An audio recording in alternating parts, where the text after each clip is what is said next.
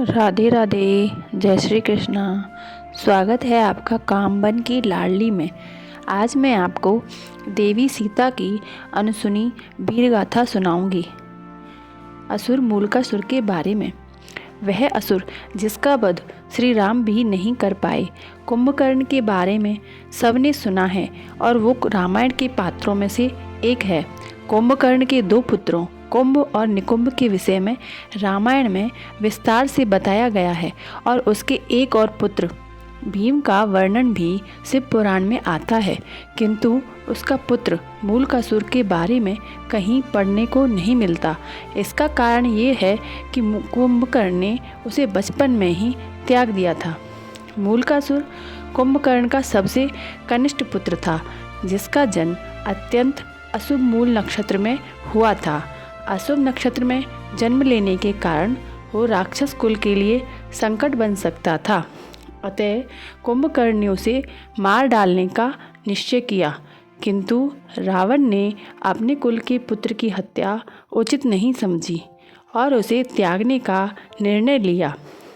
रावण के निर्देश के अनुसार उस नवजात बालक को बचपन में ही वन में छोड़ दिया गया, जहाँ पर मधुमक्खियों ने अपने मधु से उसका पालन पोषण किया।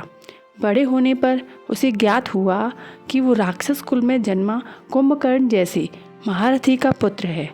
ये ज्ञात होने पर वो लंका पहुंचा, जहाँ पर उसे पता चला कि लंका में एक भीषण युद्ध हुआ है, जिसमें उसके पिता वीरगति को प्राप्त हो गए हैं। उसे यह भी पता चला कि उसके काका विभीषण ने युद्ध में शत्रुओं का साथ दिया, जिसके कारण लंका का विनाश हुआ। जब विभीषण को पता चला कि उस बचपन में खोया उसका भतीजा लौट आया है, तो बड़े स्नेह से उसे वापस लाने के लिए गए, किंतु मूलकासुर ने उन्हें धिक्कारते हुए अपने पिता और लंका के विनाश का कारण बताया। अपने हृदय में प्रतिशोध की ज्वाला लेकर वो लंका से वापस चला गया। उसने प्रतिशोध लेने के लिए परमपिता ब्रह्मा की घोर तपस्या की। ब्रह्मदेव के प्रसन्न होने पर उसने उनसे अमरता का वरदान मांगा, किंतु ब्रह्मा ने मना कर दिया। इस पर उसने ये वर मांगा कि चूंकि उसे राम और विभीषण से प्रतिशोध लेना है, अतः उनका वध किसी पुरुष के हाथों न हो। साथ ही कोई परादेवी जैसे दुर्गा अथवा काली भी उसके वध को उद्यत न हो। अगर उसका वध हो तो किसी सामान्य नारी के हाथों हो, वो भी जिसका उसने अपमान किया हो। ब्रह्मा ने मुस्कुराते हुए वरदान दे दिया। ऐसा वरदान पाते ही मूलकासुर घमंड के मद में आकर कि अब तो उसका विनाश असंभव है, पूरे विश्व में त्राही मचाता हुआ लंका की ओर बढ़ा। मार्ग में दैव योग से उसे ऋषियों का एक झुंड मिला, जिससे वार्ता करते हुए अपने पिता के वध के शोक में मूलकासुर ने कहा कि जिस चंडी सीता के कारण मेरे पिता और कुल का नाश हुआ है, उसे मैं अवश्य मृत्यु के घाट उतार दूंगा। इस पर उनमें से एक ऋषि ने क्रोधित हो उसे श्राप दे दिया और कहा, हे नराधम, तूने अनुचित शब्दों में एक सती का अपमान किया है, इसलिए जा, जिस स्त्री के हाथों तूने चंडी कहकर बुलाया है, उसी के हाथों तेरी मृत्यु होगी। ऐसा शाप पाने के कारण मूलकासुर ने क्रोध में उस ऋषि का वध कर दिया और अन्य ऋषि डर की वजह से वहाँ से भाग गए। अब कोई समय नष्ट ना कर वो लंका पहुँचा और विभीषण को युद्ध के लिए ललकारा। विभीषण अपनी सेना सहित युद्ध करने आए, किंतु ब्रह्मा के वरदान के कारण उसे परास्त नहीं कर पाए। युद्ध 6 माह तक चलता रहा। अंततः विभीषण को युद्ध क्षेत्र छोड़कर हटना पड़ा। विभीषण तत्काल अपने पुष्पक विमान से अयोध्या पहुँचे और श्री राम से सहायता मांगी। श्री राम तुरंत लक्ष्मण एवं हनुमान सहित लंका पहुँचे और मूलकासुर को युद्ध के लिए ललकारा।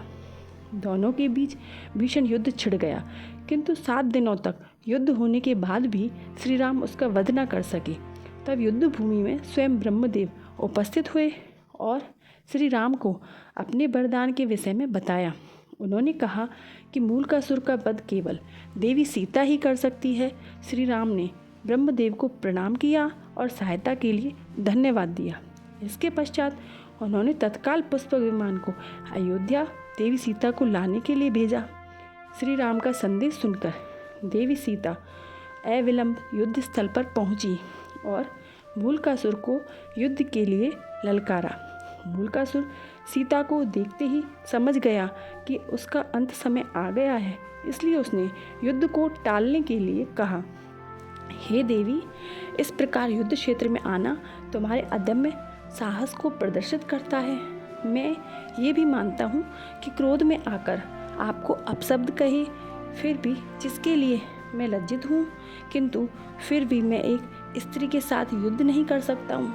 क्या तुम्हारे स्वामी राम का साहस समाप्त हो गया है, जो कायरों के भांति तुम्हें युद्ध के लिए भेज दिया है?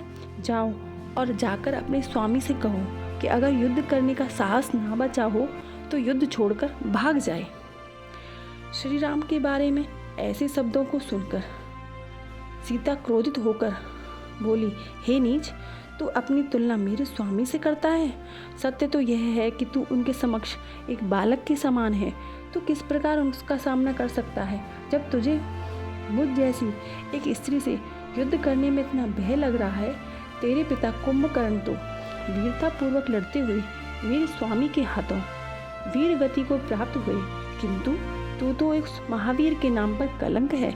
कैसे पता था कि कुंभकर्ण का पुत्र ऐसा कापुरुष होगा जो एक स्त्री से भी युद्ध करने से भयभीत होता हो।